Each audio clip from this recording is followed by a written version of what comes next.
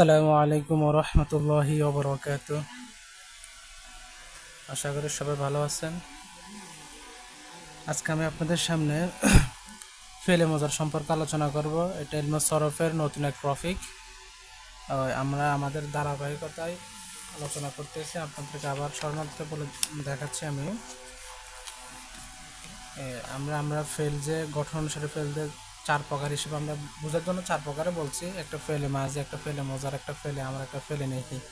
তো ধারাবাহিকতা আজকে আমরা ফেলে মোজারা নিয়ে আলোচনা করব। এই ফেলে পাঁচ প্রকার মোজারা কেমনি কি সেগুলো। তো আমি এখানে লিখলাম ফেলে মোজার, আর এখানে লিখলাম হাল মোস্তাকবেল। হাল মানে বর্তমান, মোস্তাকবেল মানে ভবিষ্যৎ। ফেলে মোজারে হলো এমন ফেল, এমন কাজ যা বর্তমান এবং ভবিষ্যৎকালে কোনো কাজ করা বা হওয়া বোঝায়। বর্তমানে হবে এবং ভবিষ্যতে হবে এমন দুই কালকে সঙ্গতে একত্রে করে ফেলে মোজারে তার অর্থ প্রদান করে থাকে। তার গঠন প্রণালী খুবই সহজ। আমরা একটু ভালো করে খেয়াল করলে দেখেন কি লিখলাম আমি। ফেলে মাঝি থেকে ফেলে মোজারের সিগা গঠন করতে হলে এখানে ফেলে মোজার হবে, একটা ভুল হয়েছে। ফেলে মোজার হবে। ফেলে মাঝি থেকে ফেলে মোজারে এর সিগা গঠন করতে হলে প্রথমত ফেলে মাঝি এর শুরুতে আলামতে মোজার আনতে হবে। এখান থেকে আপনাদের কথা শুরু। আলামতে মোজারা কয়টি? চারটি। আলিফ তা ইয়া নুন।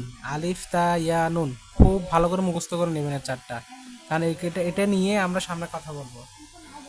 অতঃপর আলামতে মোজারের শুরুতে জবর দিতে হবে, আর ফা কলমাতে সাকিন দিতে হবে, এবং আইন কলমাতে বাব অনুসারে জবর জের পেশ দিতে হবে। আর মোফরাদের ক্ষেত্রে মানে এক বচন অহেদ মোজাক্কারের ক্ষেত্রে লাম কলমা সর্বদাই পেশ হবে। এটা হলো মোজারের একটি কি চিহ্ন।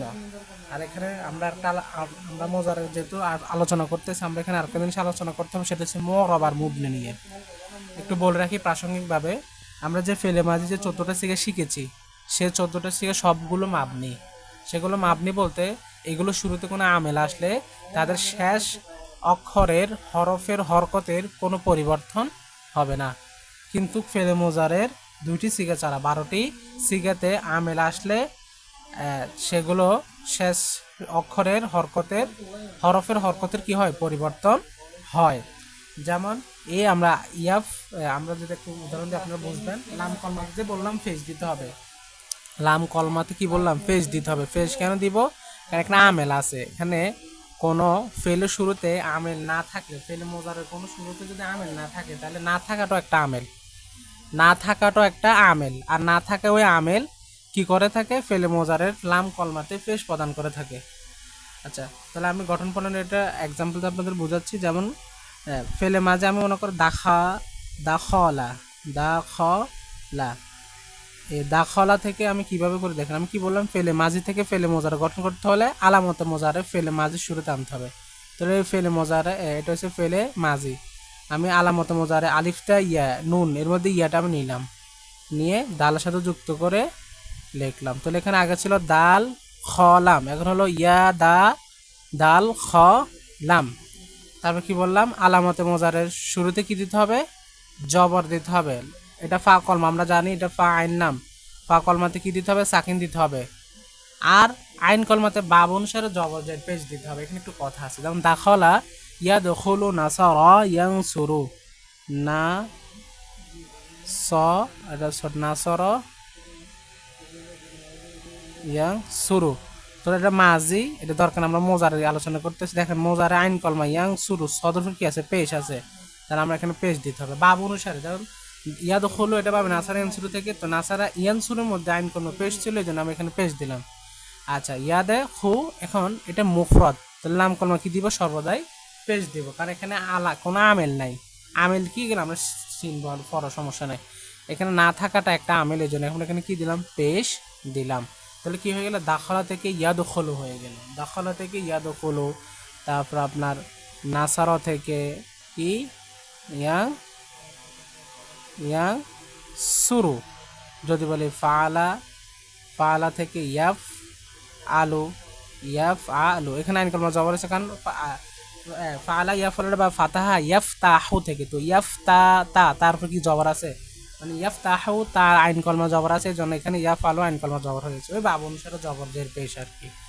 আশা করি এটা বুঝছেন। আচ্ছা, এখানে আমি লিখলাম ফেলে মোজারে কয় প্রকার। ফেলে মোজারে মূলত আমরা 4 প্রকার, কিন্তু আপনাদের বুঝার সুবিধার্থে আমি এখানে লিখলাম ফেলে মোজারে 5 প্রকার।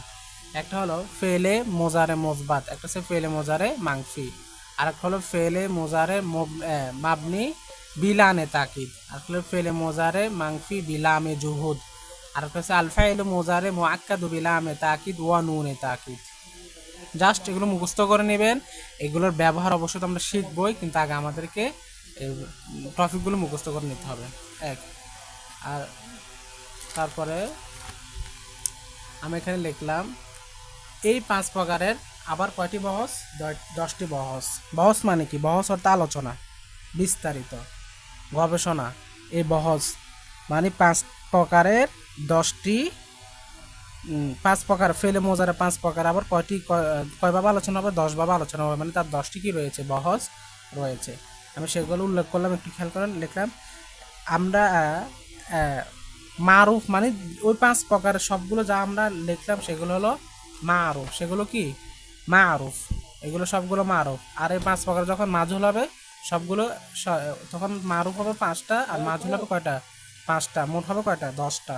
যেমন খেয়াল করেন, আমি এখানে লিখলাম এসবাত ফেলে মোজারে মারুফ, আবার এসবাত ফেলে মোজারে মাজহুল, নফি ফেলে মোজারে মারুফ, নফি ফেলে মোজারে মাজহুল, নফি তাকিদ বিলানে দর ফেলে মোস্তাকবেল মারুফ, নফি তাকিদ বলান দর ফেলে মোস্তাকবেল মাজহুল, নফি জুহুদ বলাম দর ফেলে মোস্তাকবেল মারুফ, নফি জুহুদ বলাম দর ফেলে মোস্তাকবেল মাজহুল, লামে তাকিদ বিনুনে তাকিদ সকিলা ফেলে মারুফ, লামে তাকিদ বিনুনে তাকিদ সকিলা ফেলে মাজহুল। এখানে সকিলা বলতে এখানে তাসদিদ যুক্ত, আর খফিফ মানে হলো সাকিন যুক্ত। তাহলে আমরা বলতে পারি ফেলে মোজারে 5 প্রকার, আবার আমরা এভাবে বলতে পারি 12টি বহস।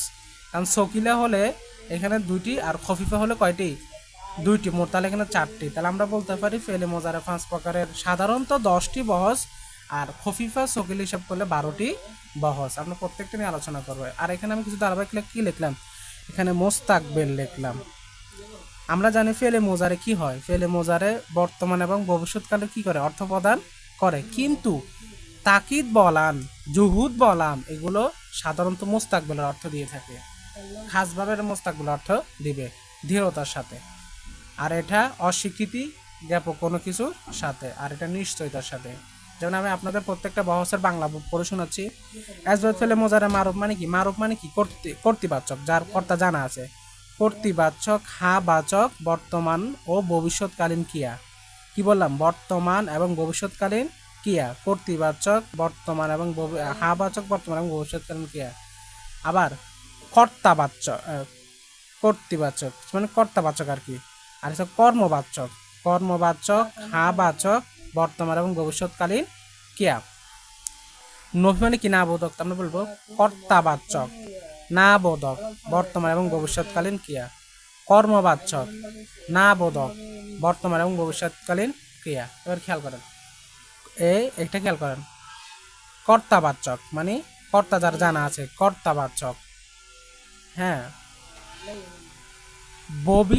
কর্তাবাচক দৃঢ়তা সূচক, কর্তাবাচক দৃঢ়তা সূচক। বিলানে মানে লান সহকারে, লান সহকারে মানে লান দ্বারা দৃঢ়তা সূচক ভবিষ্যৎকালীন না বোধক ক্রিয়া। আবার খেয়াল করেন, কর্মবাচ্য দৃঢ়তা সূচক লান সহকারে ভবিষ্যৎ না বোধক ভবিষ্যৎকালীন ক্রিয়া, না বোধক ভবিষ্যৎকালীন ক্রিয়া। এক কথা বললে আবার বলতেছে, এটা কর্তৃবাচ্য দৃঢ়তা সূচক লান সহকারে না বোধক ভবিষ্যৎকালীন ক্রিয়া।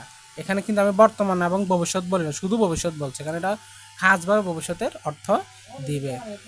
আবার খেয়াল করেন, এটা হচ্ছে কর্মবাচক হবে। একই কথা, কর্মবাচক দৃঢ়তা সূচক লান সহকারে না বোধক ভবিষ্যৎকালীন ক্রিয়া। এটা আবার বলো কর্তাবাচক, ঠিক আছে, দৃঢ়তা সূচক লাম সহকারে, অস্বীকৃতি জ্ঞাপক লাম সহকারে না বোধক ভবিষ্যৎকালীন ক্রিয়া। আবার যদি এখানে বলি কর্মবাচক দৃঢ়তা সূচক লাম সহকারে না বোধক ভবিষ্যৎকালীন ক্রিয়া। আর যদি এটা বলি খেয়াল করেন কর্মবাচক নিশ্চয়তা সূচক লাম এবং নুন সহকারে তাসদিদযুক্ত ক্রিয়া। আর এটা হলো কর্মবাচক হবে একই, কিন্তু এটা কিছু কিছু আবার সবগুলো এটা তো সকিলে, এটা সকিলে দেওয়া হয়, এটা আবার খফিফা দিয়েও হয়, মানে তাসদিদ দেওয়া হয়, আবার সাকিন দিয়েও হয়। আচ্ছা, এটা আমরা আলোচনা করব। আশা করি এই অর্থগুলো আপনারা বুঝছেন, এই অর্থগুলো আশা করি বুঝছেন। একটু আবার যদি না বুঝে থাকেন তাহলে ব্যাক দিয়ে আবার একটু দেখে নেবেন, এগুলো খুব গুরুত্বপূর্ণ, এগুলো আমরা লাগবে আমাদের কাজে, এগুলো আমরা বরাবর বুঝতে হবে। তো কি বলে দেখেন, ফেলে মোজারের সিগা কয়টি? 14টি। আর এই 14টি সিগার 12টি হলো মোরব। 12টি কি? মোরব। এই 12টি শুরুতে আমিল আসলে সেগুলো ওই আমিল অনুসারে এরাব গ্রহণ করবে শেষে। আর যদি আমিল না থাকে তাহলে না আমিল থাকায় সে পেশ গ্রহণ করবে, অথবা ওয়াও নুন গ্রহণ করবে, অথবা এভাবে আর কি গ্রহণ করবে। তো ফেলে মোজারের 14টি সিগা কি কি আমরা একটু দেখি। yang suru yang surane yang suruna tang suru tang surane yang surna tang suru tang surane tang suruna tang surina tang surane tang surna ang suru nang suru। এখানে আগে কিন্তু আমরা জানি এগুলো হয়তো মোজাক্কার গায়েব, তাসনিয়া মোজাক্কার এগুলো জানেন। মোজাক্কারে 3টা, এই মুয়ান্নাসে 3টা, আর 6টা সব প্রথম 6টা গায়েবের। আবার মোজাক্কার মুয়ান্নাস পরের 6টা হাজারের। আর এখানে মোজাক্কার মুয়ান্নাস এটা হচ্ছে মুতাকাল্লিমের আমি উনসুর নাংসুর। আশা করি বুঝছেন। এবার দেখেন আমি কি বলছি, ইয়াং সুরু সে সাহায্য, সে একজন পুরুষ সাহায্য করছে বা করবে, তারা দুজন পুরুষ সাহায্য করছে বা করবে। এবার অর্থ দিবে আমরা ভবিষ্যৎ এবং বর্তমানের। আর যদি বলি এটা সে সে তুমি বলে তুমি একজন পুরুষ সাহায্য করছো বা করবে, অথবা তোমরা সকল পুরুষ সাহায্য করছো বা করবে, এইভাবে আর কি। আর যদি মোতাকাল্লিম হয় তাহলে আমি সাহায্য করছি বা করব, আমি সাহায্য করছি বা করব। তো আমি তো বললাম 12টি সিগা মাবনি মোরব আর 2টি সিগা মাবনি। 2টি সিগা হলো, এটা মনে রাখবেন, 6 নাম্বার সিগা ইয়াং সুরনা আর এখানে 12 নাম্বার সিগা তাং সুরনা। এই দুইটা সবসময় এটা বহাল থাকবে, এটার কোনো পরিবর্তন হবে না। আমরা এগুলো পরে ইনশাআল্লাহ তাআলা দেখবো। আপনারা কি করবেন, এগুলো মুখস্থ করে নেবেন। yang suru yang surane yang suruna tang suru tang surana yang suruna tang suru tang surane tang suruna tang surina tang surane tang surna suruna suru, এগুলো কি করে নেবেন, মুখস্থ করে নেবেন। আপনাদের কাজ হলো এটা। তারপর আমরা এগুলো প্রত্যেকটা এগুলো কেমনে চিনবো সে সম্পর্কে আমরা পরের ভিডিওতে ইনশাআল্লাহ আনবো। মোজারে সিগার চিনার আলামতগুলো ইনশাআল্লাহ তাআলা আগামী ভিডিওতে তুলে ধরবো। সে পর্যন্ত ভালো থাকবেন, সুস্থ থাকবেন। আসসালামু আলাইকুম ওয়া রাহমাতুল্লাহি ওয়া বারাকাতুহু।